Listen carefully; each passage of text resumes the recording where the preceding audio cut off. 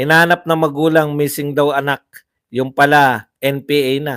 Nabalita na lang namatay sa engkwentro. Yan po ang gustong iwasan ni BP Sara.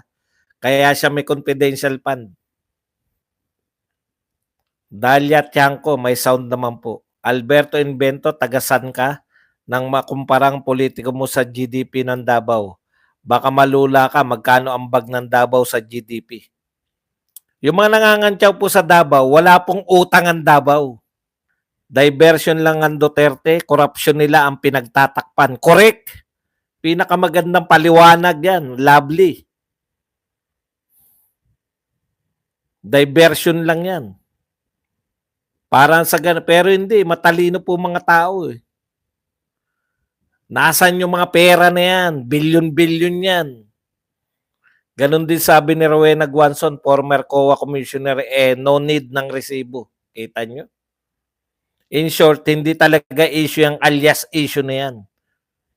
In short, hindi po talaga issue si Mary Grace Piatos. Dahil may mga nagpapatunay na po in the past na gumagamit talaga ng alias. Alam po nila yung gagawin nila eh. Alam po nila.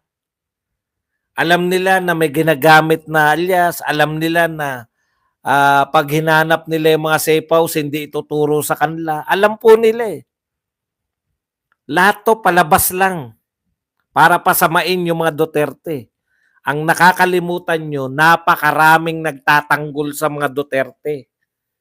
Marami pong mas matalino pang mga vlogger kaysa sa mga taga-press. Napatunayan ko yan.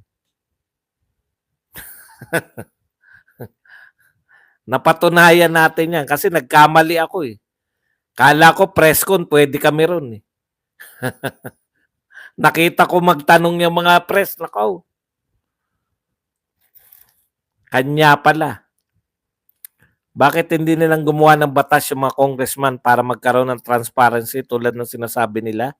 Di ba yun naman talagang purpose ng legislation? Correct.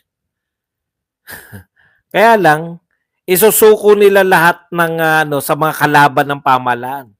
Biruin nyo, maggagawin yung transparent. Ha? Ipapakita nyo sa kanila nasan yung mga safe house. Paanong ginagawang bayaran? Sino yung mga hinahire nila? Ubos yan. Yung mga asset ng pamahalaan. Kung transparency talaga gusto nyo. Kawawa. Sa ano po ang murang pagkain super committee sa Congress? May hearing sila kahapon.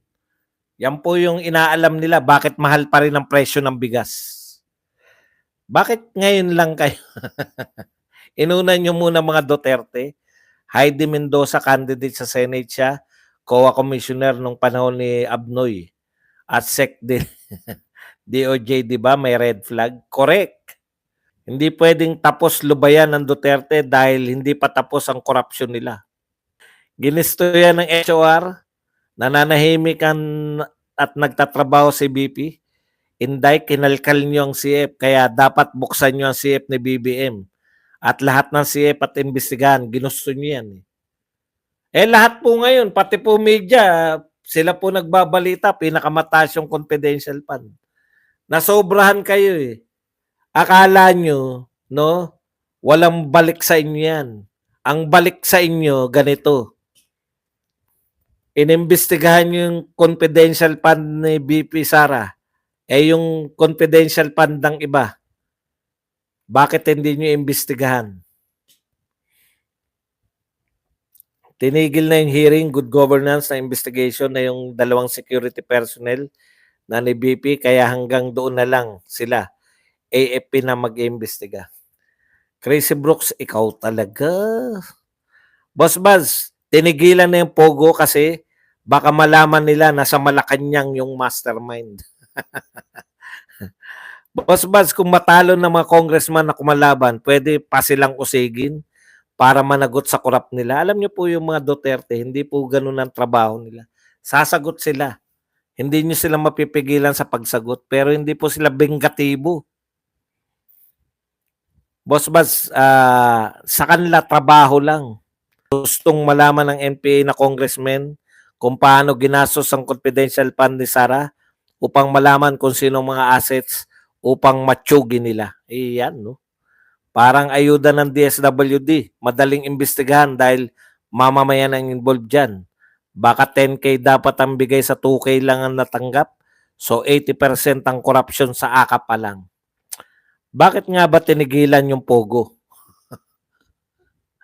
Ayaw nila na may confidential funds kasi bounce back sa kanila dahil sila ang tinutugis ni BP Sara gamit ang confidential fund. Correct.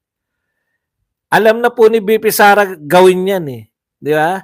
Nagawa na nila sa Davao City yan eh. Mga congressman na congresswoman, mag-iwan naman kayo ng magandang pangalan nyo kasi isang araw, mamumuhay kayo ng ordinaryong mamamayan para lahat ng makasalubong kayo makonting respeto sa inyo. Acquitted na daw si Alice Go. Sino may sabi? Tignan natin. Mahina naman po kasi talaga yung kaso eh. Wala pa po. So para baka mamaya pa lumabas. Hindi pa natin pwede balita yan. Konting antay na lang po, malapit na tayo mag-peaceful rally. INC po kami. Yung mga nag-aabang po sa INC, ayan po, magkakaroon sila ng peaceful rally. Pray, protect, support Vice President Sara. Dapat pala ibang ahensya. Pwede ba tumakbo si Baby Alice? Wala na, hindi na nakapag-file eh. Ano po gagawin at saan mapupunta ang hati nila sa akap ng mga senador? Ibig sabihin, may tinukahan sila. Bibigyan sila per senador siguro ng bibigyan nila. Sila bahala. Si Martin magaling mag-operate. Lahat yan. Alam nyo, tingin sa inyo ni Martin, plak kayo lahat. Alam nyo yung plak? Pera lang ang katapat. Pero yun lang.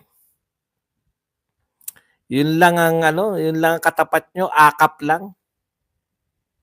Kaya mababa na tingin sa inyo ni Martin.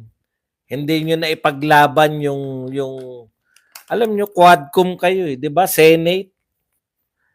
Ang taas-taas sa inyo. Pinakamababang senador, 10 milyon ang boto. Tapos, mga ang bumoto lang, 50,000. Wala pang, minsan mas mababa pa. Talon-talo kayo. Boss Baz, lahat yan ay black propaganda laban sa mga Duterte lang. Kaya boto tayo sa Duterte lineup. Correct. Ano na nangyari sa Senado? Parang under na sila ng HR. Ngayon nyo lang nahalata. Lahat yan under ni Martin. Ito ang pinakabanban na Senado. Alam nyo ba yon? Ang dami ko na pong Senate President na nakita. Ito na po ang pinaka palasuko. A company owned by the family of House Speaker Martin Romualdez is acquiring an iron sand mining from Leyte via 5 billion share swap deal, expanding its operation in the mining sector. Grabe si Yuan. Ha? Sino-sino nga pala ang 12 senator candidates ng Duterte? 10 lang po. 9 lang nga yung official eh. Ito po yung muna, yung 6 na PDP talaga.